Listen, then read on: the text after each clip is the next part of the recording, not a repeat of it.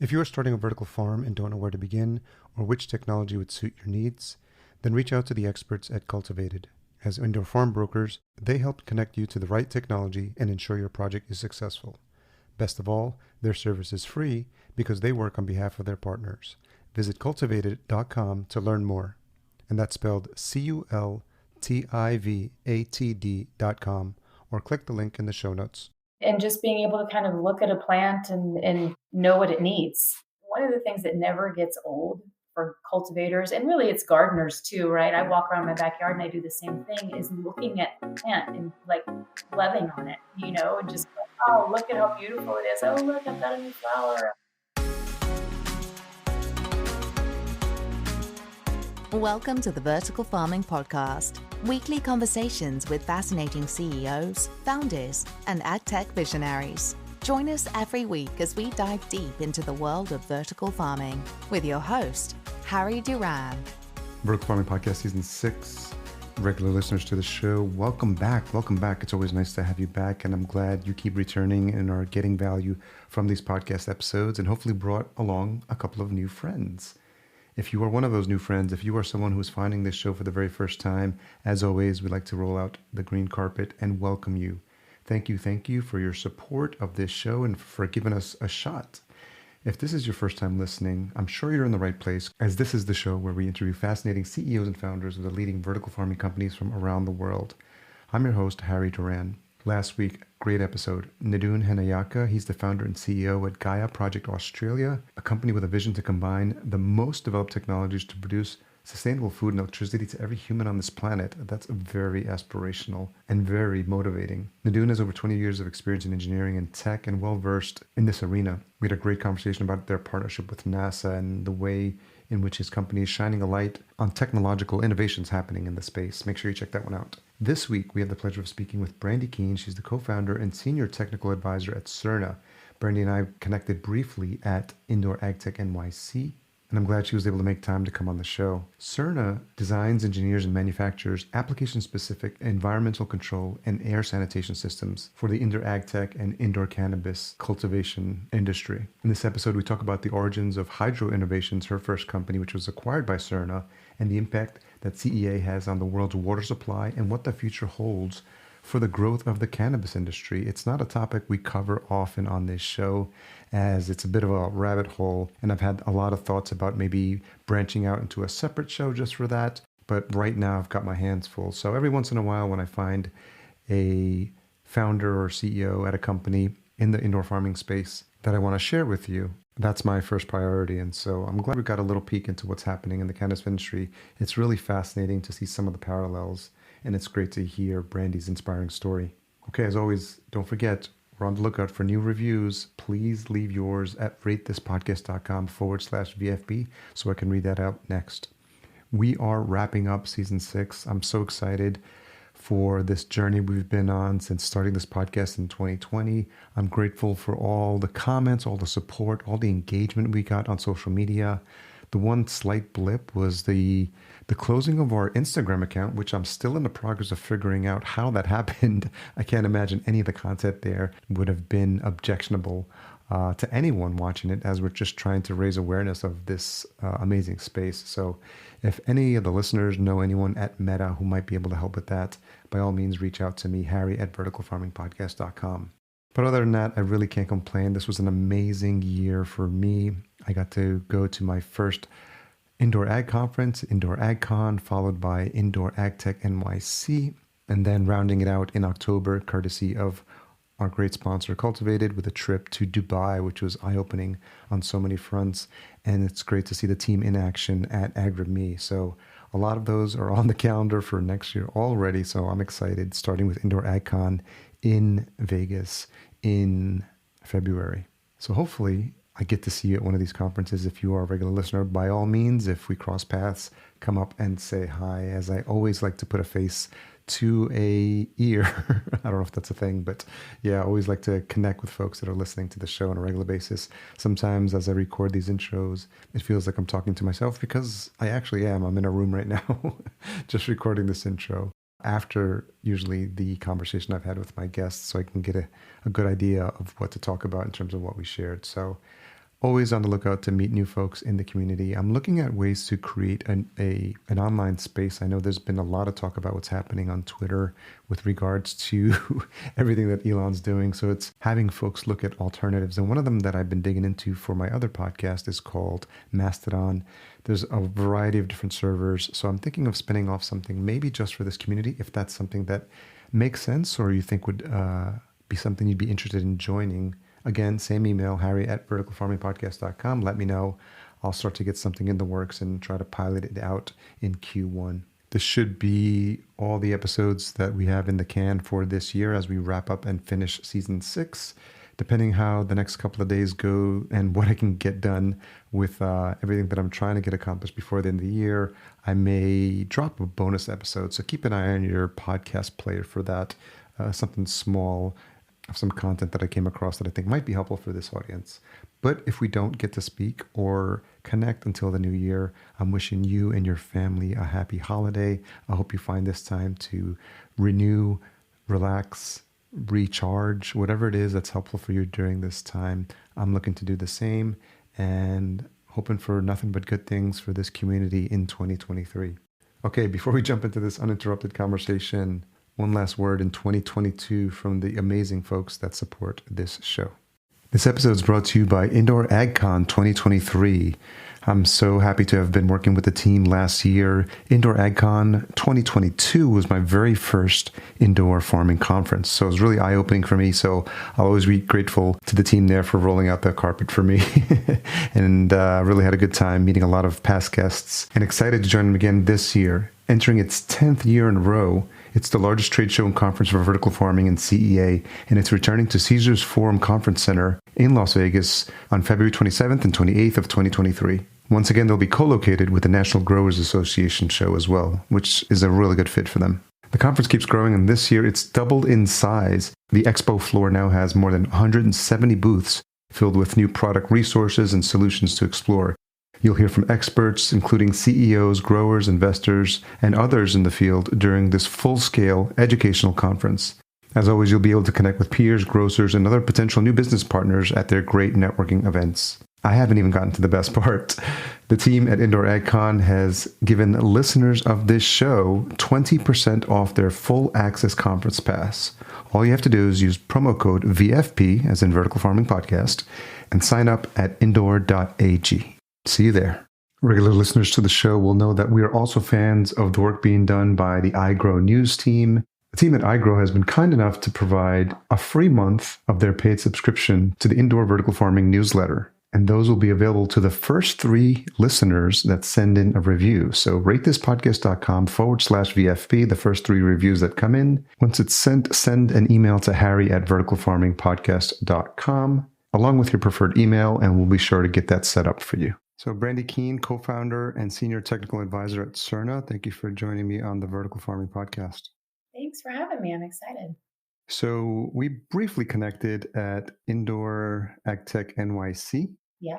Have you been to any other conferences since then? Yeah, actually, I just left Brazilian Harvests in Long Beach, which was really nice. It was, the AgTech conference was very focused on food, and Brazilian Harvest was a similar kind of format, but it was food cultivators and the cannabis industry were kind of brought together, which was really interesting. And then, of course, we've got MJ Biz next week in Las Vegas, which is the biggest show in the cannabis industry. So, which is always kind of overwhelming.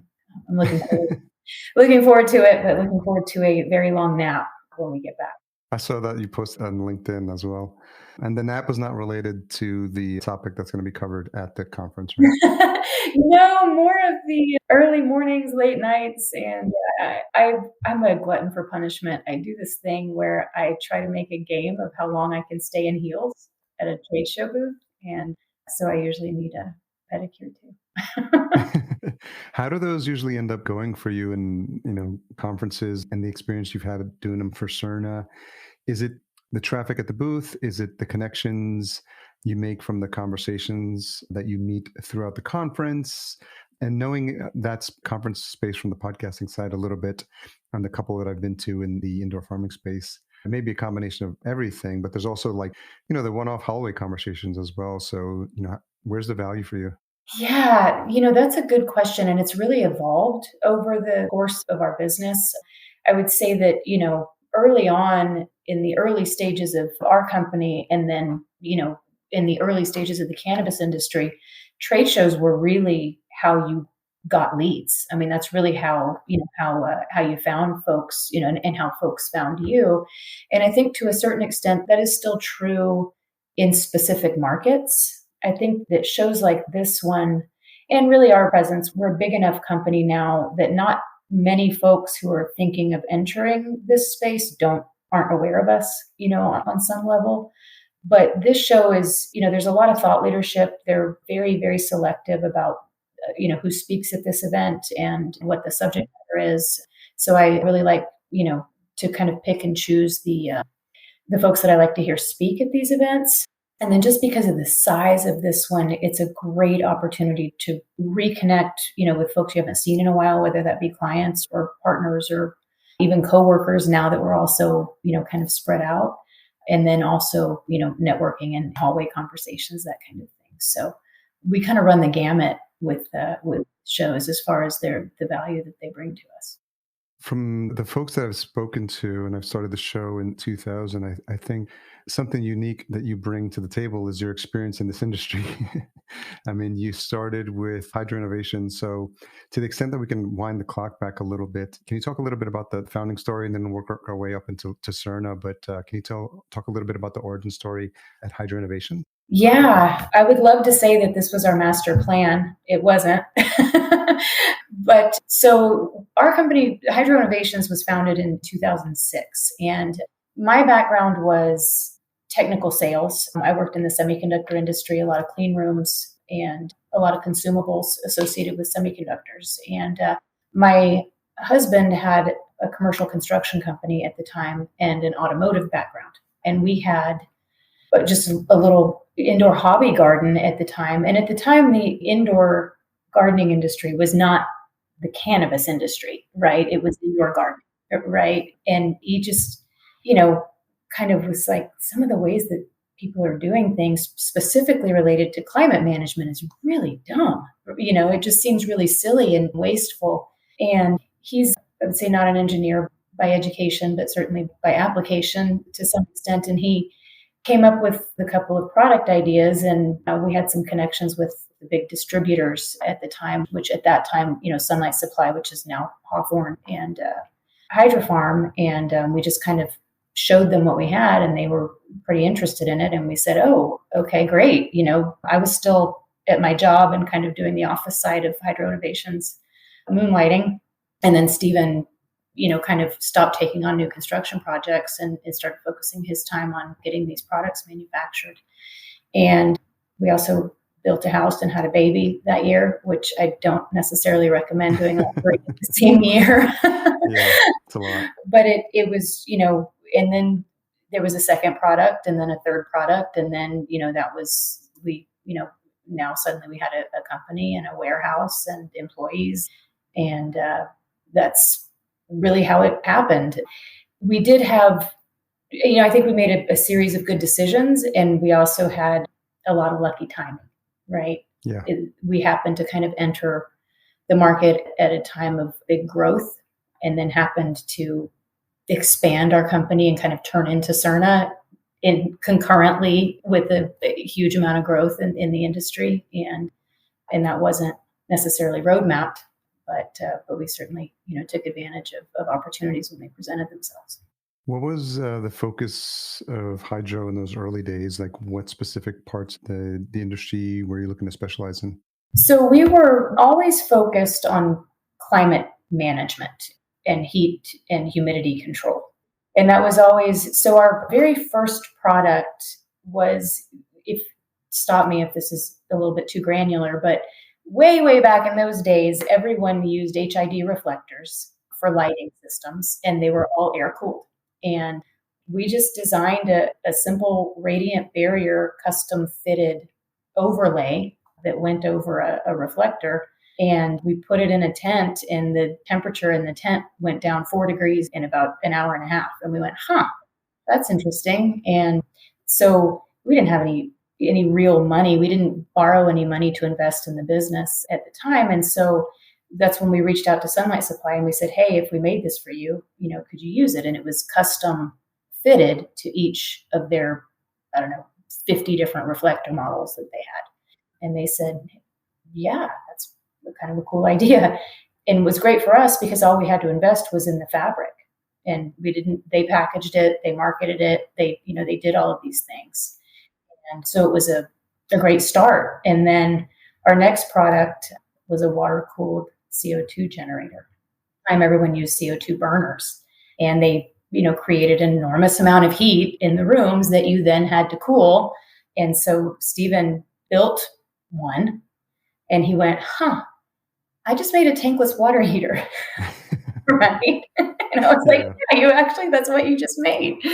And so what we did is we reached out to manufacturers of tankless water heaters and said, this is what we're looking for. Do you want to build this for us? Instead of kind of reinventing the wheel and building something that people would have to spend, $2,000 for, what we did instead was we had to make them cleaner burning. We had to put in a number of safety features, a lot of things that made them suitable for indoor use as opposed to water heaters, right? But the concept was essentially the same. And that's the first product that was actually marketed under that brand name. And it was enormously helpful to a lot of folks. Gigantic pain in the we were obsessive about it being safe, for folks to use, which also made it a little temperamental, right? And so, it was it took a lot of support, a lot of phone calls helping people, figure out how to keep it from turning itself off. So if it wasn't unhappy for some reason. But then from there, we started making heat exchangers to help kind of boost the output of the air cooling and reflector systems. And then that led us down the path of chiller systems and chilled water, which then led us to climate systems. And, by 2013, we were at that point, an engineering company. How much of it was learning like on the job, so to speak, and also learning the industry that you were in? Because it seems like, coming from an engineering background, like definitely have it sounds like your husband's definitely got the tinkering chops to just trying things out and seeing what works, what doesn't. But then there's also an understanding of the industry that you're entering and like all the nuances, that come with that as well. Yeah, it's interesting because you're right. I mean, that's really what he did. Is he always was willing to kind of go do something new, and it was my job to kind of hold it down while he went off adventuring into or risk taking into whatever that risk was. And so I think we knew the industry well enough just from the perspective at the time that we entered it. Right, it changed so dramatically has changed so substantially over the years. But at the time, because he was, a hobby cultivator, we knew several retail store owners, that we were, got to be pretty good friends with or close with. Like I said, we had some contacts at some of the major distributors and those folks. So I don't think we were really surprised by the industry as it existed at the time that we entered the industry. We certainly had to learn, what it was like to be on the product manufacturer side of things, right? And of course, my kind of practical mind is always, okay, where's the liability insurance, right? How are we protecting ourselves and then making sure that we're putting out products that are safe, for folks to use? And his brain was always, how do I make the next thing? What's the next thing that people are going to be able to use? And mine's, how am I paying taxes? And his is, how am I paying for the next production run of something, right? And so that was really kind of how it went there for a long time. When the industry changed, Colorado, Arizona, Washington, and then shortly after that, Canada, I mean, it was kind of an overnight shift, right? And, we went from doing 12 light rooms to 50 light rooms, which seemed huge at that point in time. Obviously, that's cute now, but no. But I think that we didn't have to go backwards to learn about an industry. We were in the industry and we were kind of living it as it was changing, right? And so we just were kind of evolving right along with the industry itself and maturing right along with the industry. And keeping in mind too that at that time, if you had $50,000 in Colorado in 2012 to build a cultivation facility, you were pretty well funded. That was because it's not like you were getting huge investment, and now the industry has continued to mature and to evolve. And now it's, we're seeing $30 and $50 million facilities as opposed to $50,000 facilities. And so we started seeing what the industry was going to need and what they were going to need from us specifically, not just from a product standpoint, but also from an engineering and design and construction management standpoint, right? Start adding those resources. So when did you start having the conversations with Surna, and how big had Hydro gotten up until that point? So I can't remember the exact dates. You'll forgive me. I can give you plus or minuses. I think it was 2013 is when, were acquired by or merged into Surna. And Hydro Innovations' biggest year, we only had there were 5 of us, 5 employees. We had 6 at our biggest. And we weren't making anything, right? We were buying things from factories and having things made for us. And then we had the warehouse, shipping and receiving, sales, that sort of thing. And our best year was just right at $1 million in revenue for a year. And then, then we went to 3 million and then to 8 million, right? And that happened very, very quickly. And, that was something that we learned was at that time was how difficult it is to manage growth like that, right? How many systems, when a system is dependent on you talking to the shipping and receiving guy next to you, right? That's a lot different than, making sure that you have a process, right, to fulfill a set of orders. But we were still just providing products and equipment at that time, right? And then, from that, through those years is when we picked up. There's no one size fits all answer to climate systems in particular in cultivation facilities, right? Sometimes, there are 10 different ways you can do it. None of them are wrong, right? And there's probably 100 different ways you can do it, but it really, it's you quantify the problem and then you apply the solution, right? Yeah. And it's really about kind of identifying what solution to apply. And so, we learned very quickly that we needed to not just sell one solution, right? That we needed to be able to provide all of the solutions that could be applied, and then, have the expertise to engineer those solutions so that when they are applied, they're applied well. How did your role change with the merger? So I went, acquisition. yeah, well, I went from, kind of running the show to not, which was welcomed. A sigh of relief, maybe? Yeah. And I'm good at what I'm good at, and I'm not prideful enough or so prideful that I can't acknowledge what I'm not good at. And which is why I feel like I tend to get more credit, frankly, than I really should have for what Surna is today. It had very little to do with me and had everything to do with the folks who lead this company and everyone else who's here. But primarily I was working in sales and, having these conversations with owners and helping to kind of project manage also for a while until we realized that, that's probably not something that one person can really do. Right. Yeah. And my role now is I'm very, very familiar with every conceivable cultivation practice, very, very familiar with every conceivable, application of climate systems, that sort of thing. So while I do work in a sales capacity to some extent, what I really do is communicate, right? And explain, go through these systems with clients, kind of help them identify I would say pros and cons, or everything has good things about it and bad things about it, right? When you apply them into a cultivation facility. So kind of helping them understand those, and guiding them to a decision that fits their goals the best. And then I participate a lot in content in blogs and white papers with our amazing marketing team. How have you seen the industry grow or mature? Obviously, being there in Colorado on ground zero as everything was taking off, you've alluded to the fact that it's, you could do a lot with a little bit of money back then because everyone just sort of getting their feet wet and figuring out, like, not necessarily wild, wild west, but a little, a little of just like flying by the seat of your pants, right? And I think I remember seeing one of those Netflix documentaries about the early days, what it was like. It was pretty crazy. So it must be interesting for you to see how, I don't know if corporatized is the right word, but just how it's grown, how it's matured, the sophistication of the technologies that are now being used for cultivation.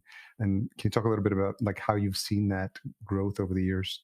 Yeah, I heard somebody refer to it as there was a period of time where the cannabis industry desperately needed some adults in the room. And I think that that's accurate in a number of ways. It doesn't mean that the folks who dived into the commercial, legal cannabis industry early on aren't absolute pioneers and didn't pave the way for what this industry is today, right? Because without them, we aren't here, right? But I would say that there was very little, it was all about just, first of all, we call it anecdotal science, right? Meaning this is what's always worked in my basement or in my, utility building or, whatever it is. And therefore that's how I'm going to do it now. And probably not the best way to do certain things, right? But it was, I got to get as much as I can, as fast as I can, and whatever I got to do, right? Yeah. And so we saw a lot of that. We had folks pay us in cash a few times, which, our bank didn't like. Definitely Wild West there. Yeah, that was always interesting. Our first medical facility was actually in Arizona. And then Colorado, Washington, and Canada all kind of hit at one time. Canada was different from the United States, just because there was investment, there was corporate dollars, kind of going into these facilities, where in the US it was just so much bootstrapping in those early days of particularly those first few states, right? Now, new states that come online, if there's any difficulty or any barriers to licensing, you generally have a pretty sophisticated group getting those licenses, right? They may not be super experienced, but they're, kind of business minded for the most part. We still see a rush to be first to market, sometimes at the expense of wise decision making, but it's not nearly as prevalent as it was, back in those days. For the benefit of the listener who may not be familiar with Surna, how would you describe, who your ideal client is, who are the partners that you work with, and what your current offerings are?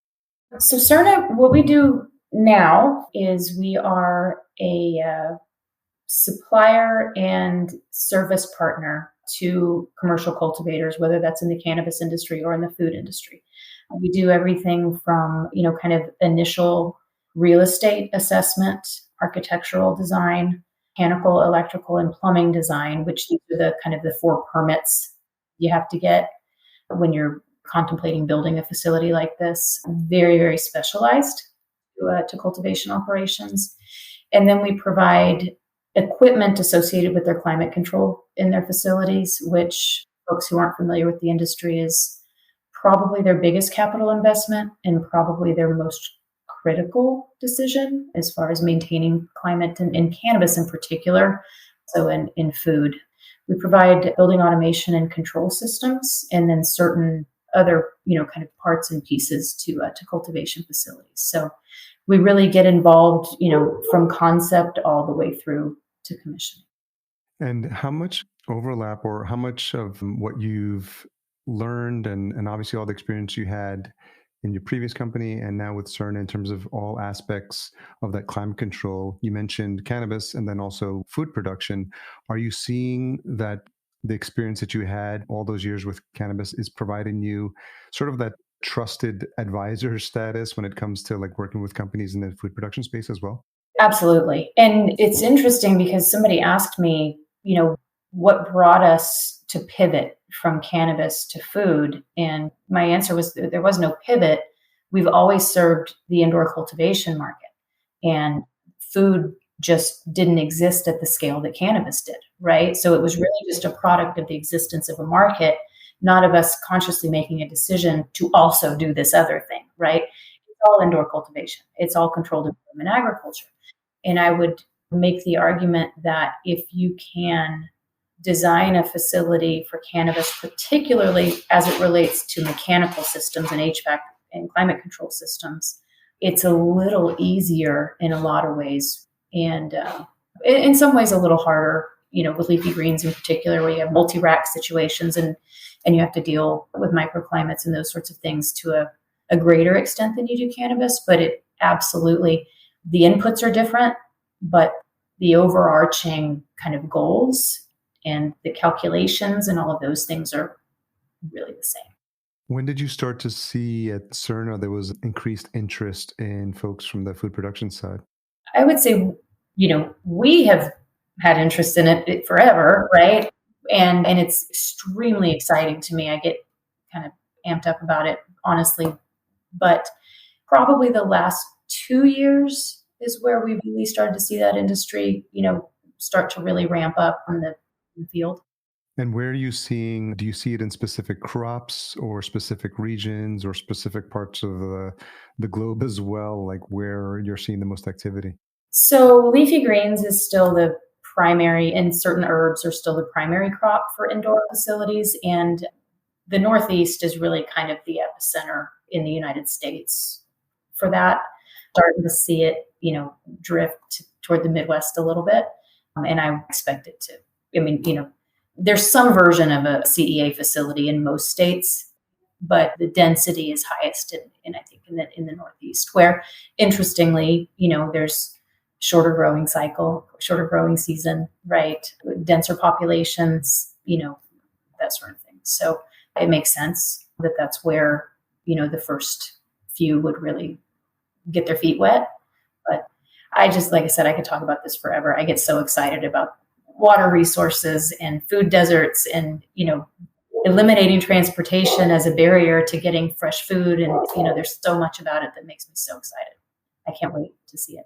Yeah, it's interesting because I didn't plan it that way, but the timing of the show, I literally was having my first interviews as COVID hit in March of 2020. So, when you talk about feeling the direct impacts of supply chain issues, food deserts, accessibility to fresh food, like everything was really front and center for everyone. It was like, people were talking about it up until that point, but they were experiencing it now. And I think that's really what caused a big shift. And it's something that you alluded to. And so when obviously you're going to MJ BizCon, but then you were also at Indoor AgTech NYC. So do you find that the nature of the conversations are different, or the concerns or the needs for folks that are in the food production space?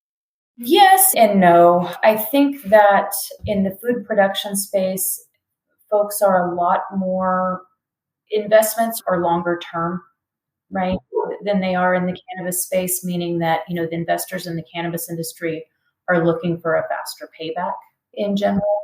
I think that in the food industry, folks are a lot more open to technologies that can drive down operating costs, as opposed to in the cannabis industry, they tend to be a little more, I don't want to say resistant, because that's not really the right word, but a lot more wary of changing the way they do things.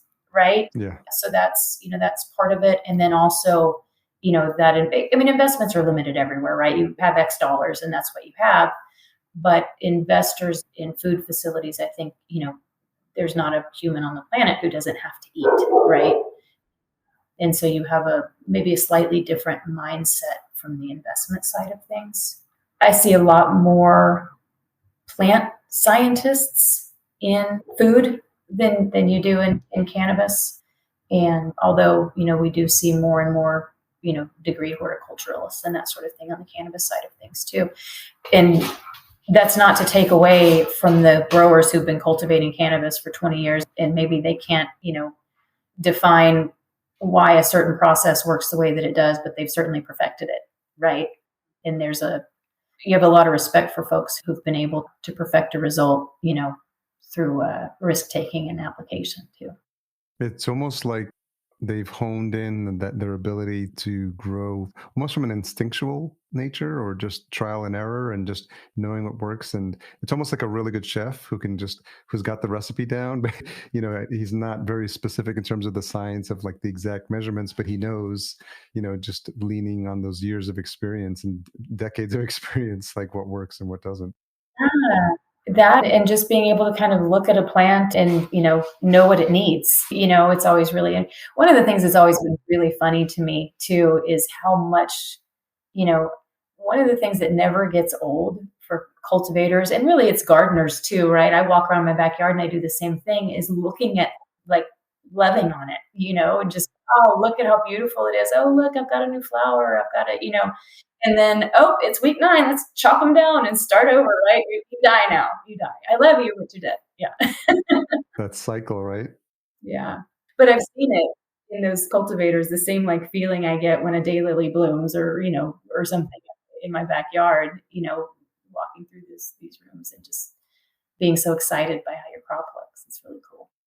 Do you see a shift in on the cannabis side with the proliferation of these newer technologies, robotics, cameras, sensors, everything that's coming into like the food production space, and I imagine it's making its way into the cannabis space as well. Is that changing the dynamic of the types of teams you need to succeed, or the mix of experience or skill sets necessary nowadays? It does. And it's one thing that we really sometimes in the cannabis industry struggle with, and that is the folks who know how to operate the facilities, right? You have these folks who really know the gardening side or the cultivation side of things. But when it comes to we're building rocket ships, and as amazing as your head cultivator is, he can't work on your rocket ship, you know? And so, kind of helping folks understand the systems engineers that they might need, or the folks, that they need to be able to call to come help them take care of their facility. And the more technology there is, certainly, yes, the more that helps me to optimize yields and to optimize quality, and whether that be, odor and terpenes and visual results on the cannabis side, or whether that means flavor or volume on the food side, that also makes us more and more and more and more dependent on technology, right? And when we get into a position where the technology needs to be serviced, somebody's got to be around who knows how to do that, right? Yeah. And so we do find, that cannabis side of things in particular, sometimes the folks who are planning the facilities may kind of overlook that when they're, planning for their employees or salaries or offices, those sorts of things, where on the food side of thing, I think folks are more kind of prepared that they need folks with that skill set. Yeah, it's interesting to see how the industry is maturing. You also participated in the Cannabis Sustainability Group in Denver. Can you talk a little bit about that as well? Yeah, I'm kind of more of an observing member these days. I don't join as many of the calls and meetings as I would like to, but I was part of the original work group. And what we did is we developed the very first set of best practices for cultivators. And it was really for the city of Denver, but a lot of folks ended up kind of using that as a basis for, for some of their own other regional references. It was a really cool group of folks. It was a mixture of cultivators and ancillary service providers and equipment suppliers and marketing professionals. And there was a lot of different things that the group did. But, my primary role was to contribute to the authorship of the best practices for HVAC systems. And then I, kind of helped to edit some of the lighting and other things that we developed that first year. That's evolved enormously, right? It has been added to and edited and changed. And, as the industry continues to mature, in fact, I don't think there was even a controls section in that first best practices guide, and obviously controls is a huge part of the conversation. But again, back then, that wasn't a real common investment, right? And a lot of timers and that sort of thing. But, the group of folks that worked on that were so knowledgeable and so dedicated to, to producing something that promoted sustainability in cultivation facilities, and then, also gave cultivators a real resource. I mean, it was valuable information. And I think it was the first really of its kind. I don't know of any area who really did anything like that. Since then, like I said, some other folks have. There are a number of other groups that are working on some kind of national standards and or best practices that I think are pretty great. Given your experience in industry, are there lessons that you could see would be applicable for folks in the, food services, just, still not necessarily early days, but definitely doesn't have the track record of everything that you've experienced in the cannabis industry. So, having had that experience from early on, can you think of anything that might be something that could be lessons learned or something to look out for, or something that would be helpful for, for an industry that's a little bit more mature than where we are in vertical farming in terms of food production? Yeah. I mean, I would say, try your hardest not to sacrifice operating expenses for time to market, right? I mean, everybody's trying to get it done as fast as they can, as fast as they can, as fast as they can. But, if you shortcut something or go, I'll deal with that later, you almost never end up dealing with it later. You almost always end up dealing with it for the life of the facility because of how difficult it is to, stop your production and go retrofit, to do something along those lines. The other thing that I would say is back when we first started in the cannabis industry, cannabis cultivators did not have experienced engineering and design resources, right? Yeah. It was whoever can design a building, help me get permits for this, and, I'll figure it out. And now the vertical farming and food industry has this benefit, frankly, of all these folks that learned how to do this stuff in the cannabis industry, right? And learn the questions to ask. And so don't overlook really experienced design help in favor of, someone who maybe works in the municipality that you happen to be building in, right? Because there are a lot of nuances. This is really specialized. And, like I said, everything from microclimates to, figuring out your actual transpiration situation, right? And everything in between. There's a lot of folks who've done a lot of it, and they can help you without having to teach someone else on your dollar, right? Yeah, or starting from scratch. Yeah, that's very helpful. I noticed that the team also published a report or on the blog about why so many indoor farms fail. And so I was wondering if there was a couple of takeaways from that might be helpful for this audience, because it's something that's top of mind. Obviously, as of this recording, there's the news of fifth season shutting its doors, a couple others, there as well. And so I'm wondering, it's something that's definitely top of mind for folks. I'm wondering, as if you can speak a little bit to what, some of the things were that you covered there. Yeah, and that's actually, I would highly recommend anybody to go out and read that blog. Courtney wrote that one. She's one of our marketing team, and she's amazing.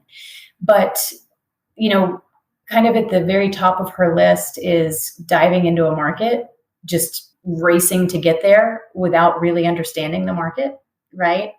Who's your customer? Buying your product, and then how do you tailor your approach to who that customer is, right? Do I need to go out and build a 300,000 square foot facility in a market that has 4 million consumers? Probably not, right? But do we see folks contemplating that or something along those lines? We do. The other was, and I've kind of alluded to this earlier, one of the other points that we make is sacrificing long-term operating costs and sacrificing longevity for the sake of getting to market quickly, right? And this is a little bit different between cannabis and food. Inevitably, in a mature market, the pound price for cannabis declines, right? There are some exceptions, really, really well-regulated markets where there were, I say say, tightly regulated markets where there were high barriers to entry. But for the most part, when it's a new market in a state, you have a really high price of a product, and then it just goes down and down and down and down and down. And, there are periods of time in Colorado and Washington where the cost of a wholesale pound was well below what it costs to produce that pound, right? And so really, looking at what you expect prices to do in a market and making sure that you can produce that product, within the confines of what that product is going to sell for. A lot different from food, right? We're not going to see lettuce prices all of a sudden just, drop by 80%, right? But you still need to have a realistic understanding of what it's going to cost you to produce, and then make investments wherever you can in minimizing those production costs. Because at the end of the day, the folks who can produce a high quality product at the lowest price are the folks who are going to, kind of survive the ebbs and flows of any market.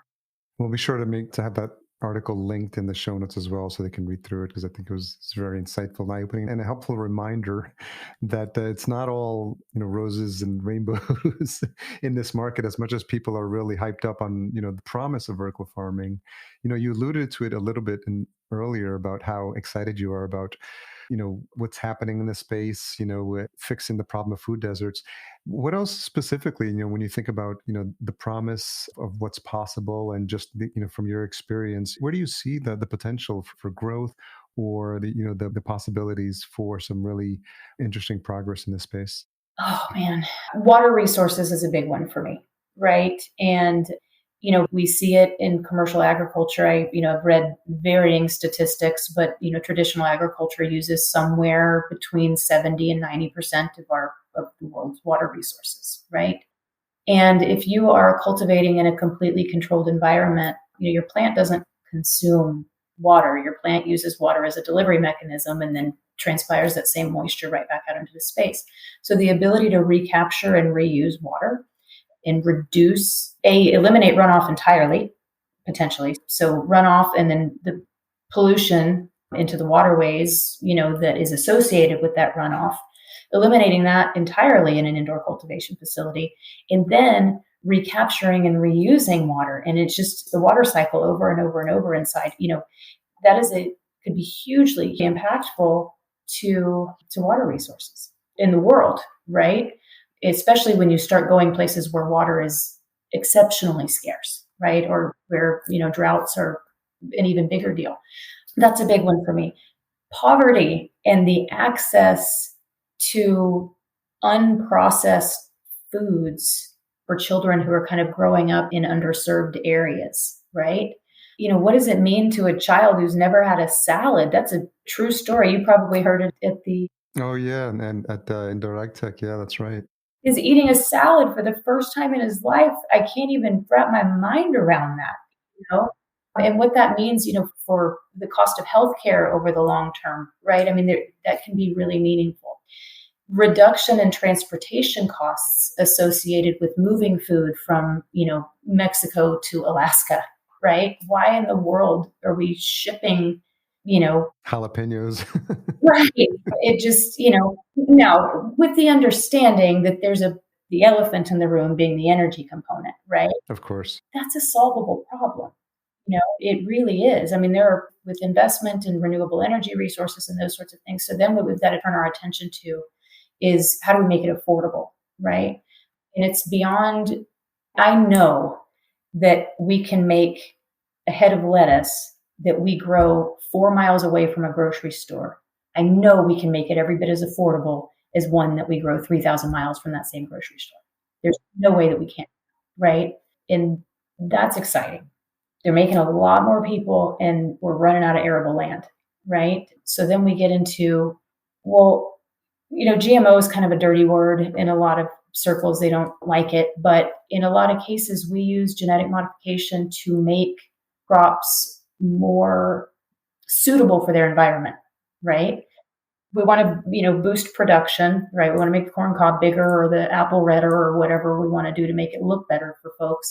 But we also want to make it, less susceptible to climate anomalies, right? Less susceptible to extreme heat or cold, or we want to make it more, stand up to certain pests and that sort of thing better. What happens if we don't have to do that because we're controlling the environment and we're managing that climate, right? What can we do to boost output even further in a controlled environment if we really turn our attention to just doing that? That's exciting. I think that there's real possibility there. And then, I go back to climate change and the extreme waste, how much food, how many crops are just destroyed, how many farmers have to be subsidized for hailstorms and floods, and all of these things that, and then what that does to food prices, right? If we have a repeatable, sustainable, we know exactly what we're getting, we know exactly when we're getting it because we're not susceptible to the whims of Mother Nature, then shouldn't that stabilize food prices to some extent, right? I'm not saying that we replace traditional agriculture entirely. That's never going to happen, right? It's not like this isn't the solution to a food problem, but it's certainly one of the solutions, right? Yeah, definitely. What's a tough question you've had to ask yourself recently? Ooh, that's a tough question.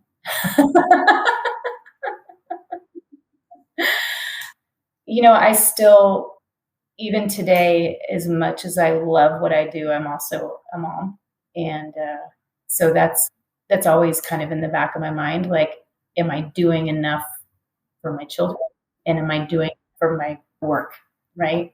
And so that's a tough one. That's not that you're my therapist, but No, but it's something that, anyone who's either, an entrepreneur, a business owner in an industry that's, rapidly growing, that asks a lot of you. That's a very valid question. And it's something that I'm sure everyone has to figure out for themselves, where that balance lies and, how much of that affects your day-to-day decisions about, how deeply enmeshed and how much of yourself you want to give to this business. Because, at the end of the day, your children are going to model what they see in you, right? And they're going to see, work ethic, behaviors, work-life balance, all those things, whether you realize, and I'm sure, as a parent that they're always looking, they're always observant, they're always paying attention. They are. And it's interesting because I feel like I have to tell my children, I'm sorry, I can't come to that event with you. I have this work thing that I have to do. Right. And I have to say that too much, but I also have to say more commonly that I'm comfortable with, I'm sorry, I can't do that, for work because my kid has something. Right. In neither case do I feel like like it's enough, I guess that's the question I ask myself every week was like, did everybody get enough of Brandy this week? Well, I definitely appreciate you making enough of your time for this show. So just one last thought, like the future of this industry, having been around for a long time to see it, from its early days on the cannabis side and then the move into food production, how do you, when you look out 6 months, a year from now, like what has you excited about what's possible and the potential? So, future of the industry, the two industries, controlled environment agriculture, although both crops, indoor cultivated, the cannabis industry and the food industry are, they're going to follow divergent paths, right? It's not the same. What I get excited for in the cannabis industry is the real possibilities for medical intervention. We still are not doing enough at the federal level to really dive into all the possibilities of the plant. And something that we didn't really talk about is my husband in 2007 had a grand mal seizure, and since 2011 has used only CBD oil to treat it, and has not had a seizure since 2011. Oh, that's great. And so I get very, very, very excited about all the possibilities, medically with cannabis. And now that the industry has kind of established itself and, it's fairly well regulated, in most states, the possibilities are really endless. And I just can't wait, right, for the real research and the real investment that goes into what kinds of treatments we can really come up with. On the food side, like I kind of dived into it a little bit, but I think, there are some real benefits, financial benefits, economic benefits, health benefits, climate benefits, to cultivating food indoors.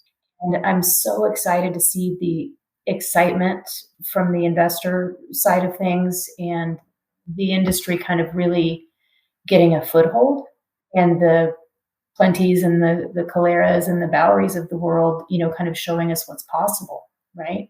And increasing sophistication, driving down those costs, and all the things that they're doing to make it viable as a long term industry.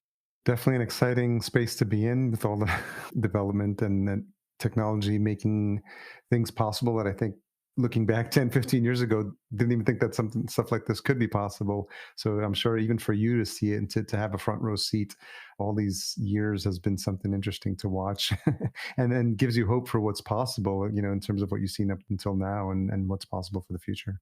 It's been fascinating, and I really think it only gets cooler from here. It's a nice pun on given what you cover in the industry. So. Oops, accidentally made it that Very, way. pun Sorry. intended. Yeah, very appropriate. Brandy, I'm glad we got to connect at Indoor AgTech, and I'm glad you were able to come on and have some time to share your story, which is very inspirational as well. I also want to highlight as many female founders or founders of color in this space, because what I noticed in the beginning is as I started interviewing, there wasn't a lot of diversity there, and so we didn't even touch on that, what it's been like to be a female in the space. But I think it's very inspirational to hear your story, and the more I can do to highlight stories like this, I think it just paints a better and broader picture of the industry, and then gives people hope and inspiration for entering it as well.